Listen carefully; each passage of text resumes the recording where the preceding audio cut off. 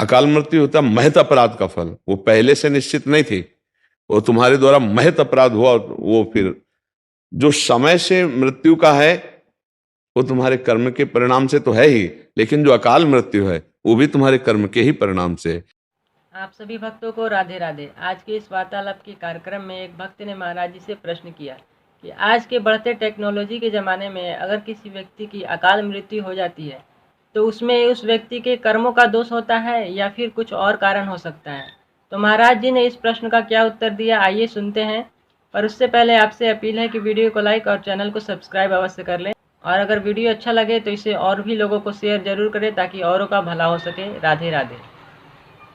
महाराज जी, आज के समय में टेक्नोलॉजी और सुविधाओं के बढ़ने से जो युवाओं या व्यक्ति की मृत्यु असमय दुर्घटना से हो जाती है, उसमें मृत्यु व्यक्ति के कर्म खराब होते हैं या फिर कोई और कारण है? देखो, अकाल मृत्यु तो तब होती है जब कोई महत अपराध बन जाता है।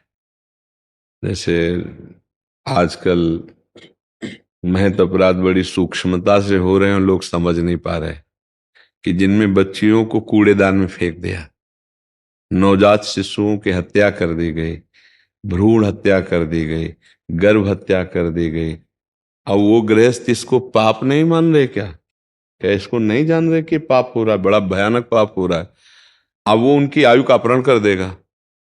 अबोध बालक की हत्या, किसी सोते हुए पुरुष की हत्या, गुरुजनों का किसी तरह से अवहेलना, अपमान, या किसी अबला का किसी तरह से मान मर्दन और उसको मारना, ये सब महत अपराधों में आते हैं।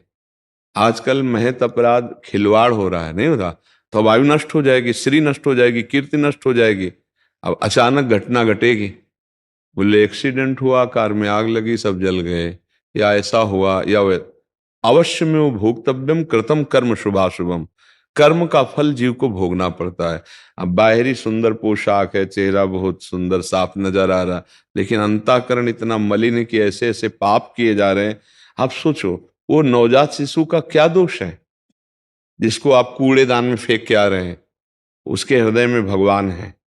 ऐसे छोटे छोटे नवजात शिशुओं को ऐसे, अच्छा उस नवजात शिशु से हमारे राष्ट्र की कितनी सेवा होती अगर धर्म पूर्वक को प्रकट किया गया होता।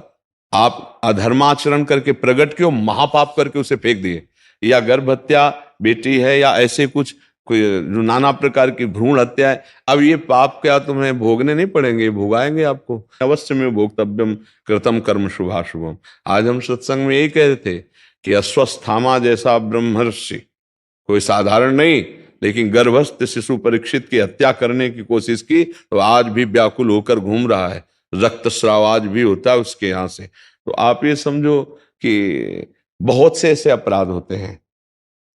भगवत प्रेमी महात्माओं को नहीं जानते, अब वृंदावन में आए, उनको भिक्षुक समझकर उनका अपमान कर दो, तो साधु अवज्ञा तुरंत भवानी कर कल्याण अखिल के हानि। कई ऐसे महत पाप हो जाते हैं जो हमारी आयु का तत्काल नाश कर देते हैं, अकाल मृत्यु हो जाती है।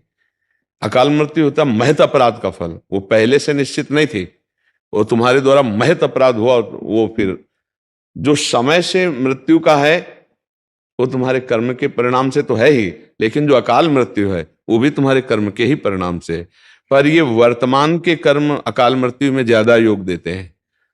अब जैसे पूर्व से निश्चित है कि 20 वर्ष की अवस्था में सांप काटेगा, आप ऐसे जाएं, या आप जल में डूब जाएंगे, तो वो पूर्ण मृत्यु के भी हो सकती है।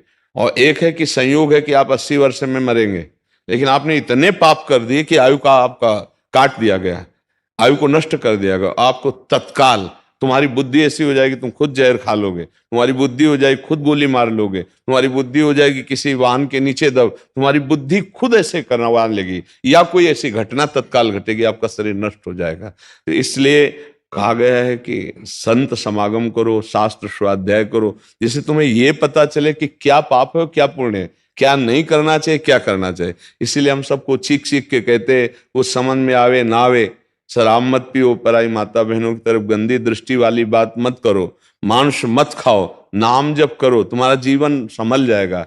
लेकिन आप सोचो, कौन सा शास्त्र तुम्हें आदेश देता है कि तुम मनुष्य होकर मांस भक्षण करो? छोटे छोटे पशु, हर जीव अपनी रक्षा चाहते हैं, तुम कितने निर्दयी हो। अगर आप ना उसे खाएं तो आप पाप से बच जाएंगे। तो जो ये मदिरा पीता है उसके अहम वृत्ति बढ़ जाती है, निर्णय करने की शक्ति खो जाती है। देखो ना उनकी हालत, देखो ना जो चल, अब वो कहीं ना कहीं राक्षसी प्रवृत्ति उदय होगी तो पाप कर्म बन जाएगा, इसीलिए इनको महापाप में रखा गया है। अब कौन मदिरा नहीं पीता? कोई बिरले ऐसा होगा, नहीं तो आजकल स्वागत है इसी बात का रखा गया है। वीआईपी कल्चर कहा जाता है, इसे नहीं कहा जाता है। तो ये पाप नहीं बन रहा है। अब यही फिर कष्ट भोगने को मिलता है, कभी रोग रूप में, कभी मृत्यु रूप में, कभी घटना रूप में, कभी परिस्थिति। आप यदि अपने आचरण सुधारें तो पीछे का जो भोग है वो आराम से सह लेंगे, आगे आपकी उन्नति हो जाएगी, आपका मंगल हो जाएगा। समझ पा रहे? किसका आपका प्रश्न था? उम्मीद करता हूँ आपको वीडियो पसंद आई होगी। पसंद आई है तो वीडियो को लाइक कर दे, चैनल पर नए हैं तो चैनल को भी सब्सक्राइब कर दे और कमेंट में ज़रूर लिखें राधा राधा। और ऐसे ही धर्म और अध्यात्म से जुड़ी जानकारी प्राप्त करने के लिए हमारे चैनल से जुड़े रहें। धन्यवाद।